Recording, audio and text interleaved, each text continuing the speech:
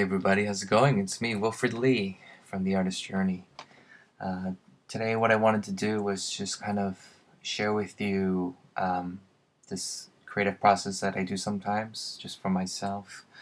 And hopefully, whoever is drawing and just starting to, this can give you some ideas on how to kind of develop ideas really fast. And not just really fast, but creating ideas out of mistakes until you find a solution that was much more better than what you expected in the beginning. And here's a perfect example. This one right here, I started with a pose, and I was thinking, yeah, here's Spider-Man, and I got him in his regular shocker pose. And I tried to make the pose dynamic, some foreshortening obviously wasn't working well. And then what I did was I decided to just make a drastic change, like a really abrupt, altercation with the hand. And then even there, look, just made everything bigger. I adjusted the size previously before, nothing wrong with that. It's just sometimes you got to make this the whatever size you're gonna change it to. Like the size that I use now for the template, which is A4, is always going to be within those four corners. So here, things are starting to develop a little bit more, right? It's coming up with this idea about like some type of a Indian soldier or something, like a warrior. Um, you can still tell that like the hand is slightly extended. I'm not too worried about that.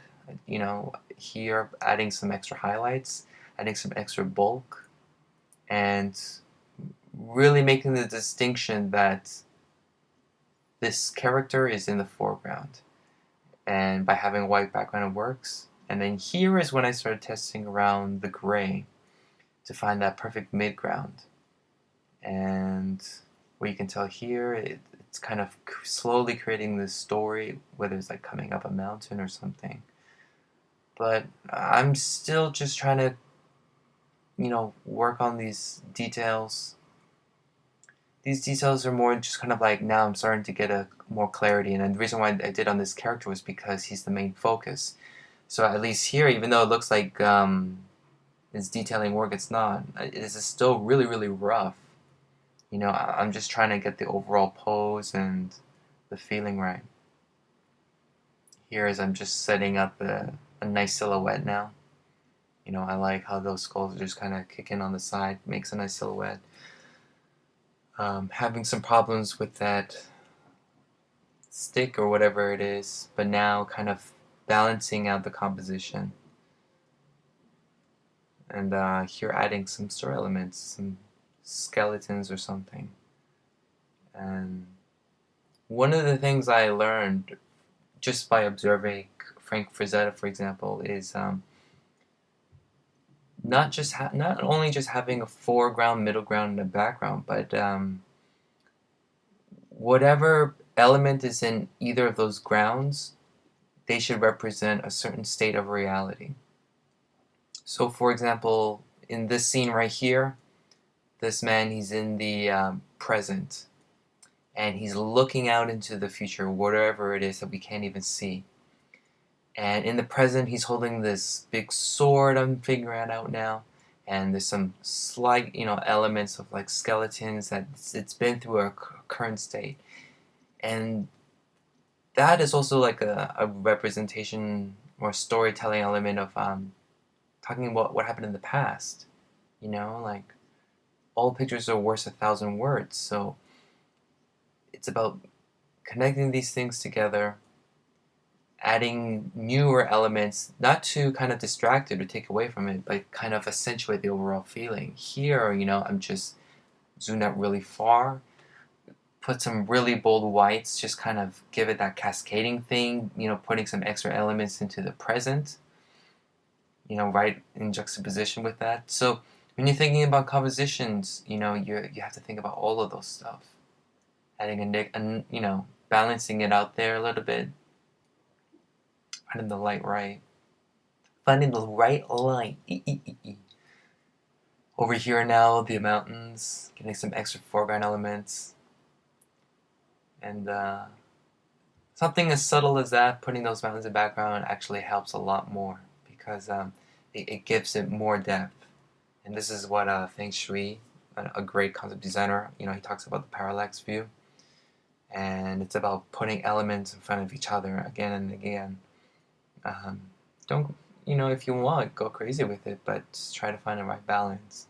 And here I'm just trying to find a proper element, putting some nature elements of the trees, trying to balance it out. Zoomed in there.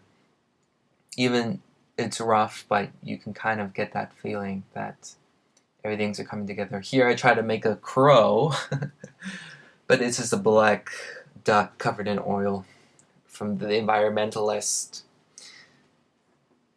whatever that means.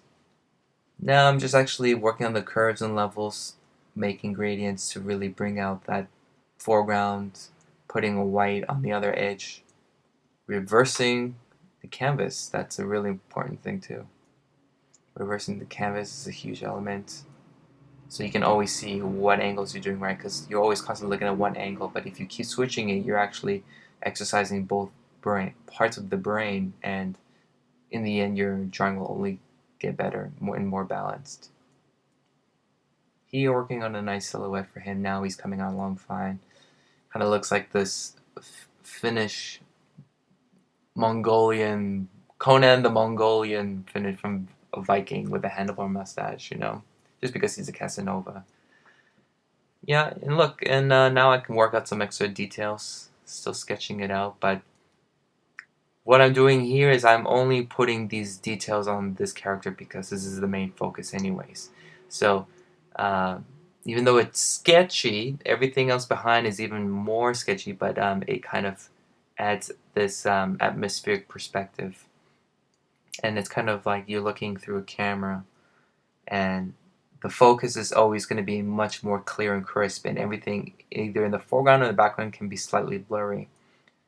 So think about the atmospheric perspectives, because there's that one and there's reverse atmospheric perspective, which is just having something blurry in the front and something crisp in the back. Yeah, and it's coming along nicely. You wouldn't believe that I was doing a really bad Spider-Man in the beginning, and he turned and rebirthed himself into this character with a even bigger story. And here I made another mistake, and I'm making the best out of it. I tried to mask all the buildings and kind of make it lighter, but it didn't work out. So what did I do? I just blurred it and add some more elements into it.